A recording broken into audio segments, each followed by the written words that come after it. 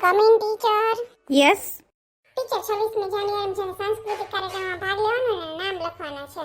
હા, લખી લે. અને ક્લાસ જે લોકો 15મી ઓગસ્ટના દિવસે ગેરહાજર રહેવાના હોય ને એ લોકોએ મહેરબાની કરીને નામ લખાવવાના નથી. ઓકે?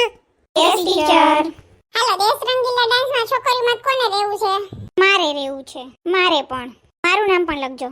ત્યાં સોટલી ઊભા વાહડા જેવી છે ઈ નામ લખવાનું કે છે. નામ લખું? જો તો કઈ કેવી ઊભી વાહડા જેવી છે. બધાય કરતા ઈ જ ઘોડો દેખાય. લખવું તો પડશે. એક તો આપણે મોનિટર છીએ ને પછી કઈ હરખું નહીં કરે ને તો સાહેબ આપને જ ખીજાશે.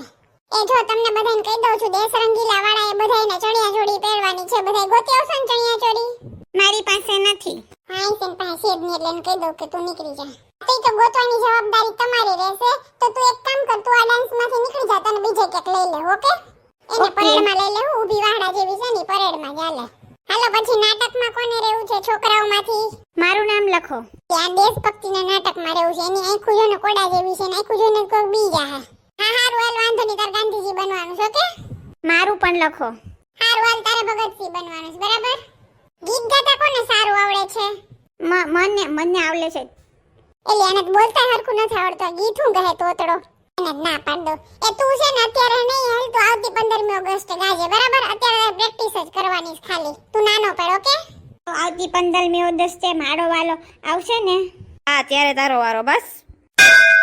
હાલ ને બેલ પડી ગયો, ફટાફટ કર. જાડીનો પીરિયડ છે. જાડી આવી જાય ને તો વળી પાછો આપણો લોહી પીહે. ના ના, આપને છે ને કીધું જ છે કે હવે છે ને 15મી ઓગસ્ટના મોનિટર યાદના એકે પીરિયડ ભરવાના જ નથી.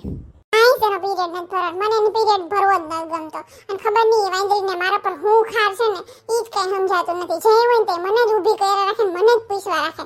કેમ જાણે મેં એનો બાપ માર્યો હોય. મોનિટર બનવાની કેવી મજા આવે. કા પીરિયડ તો ન ભરો.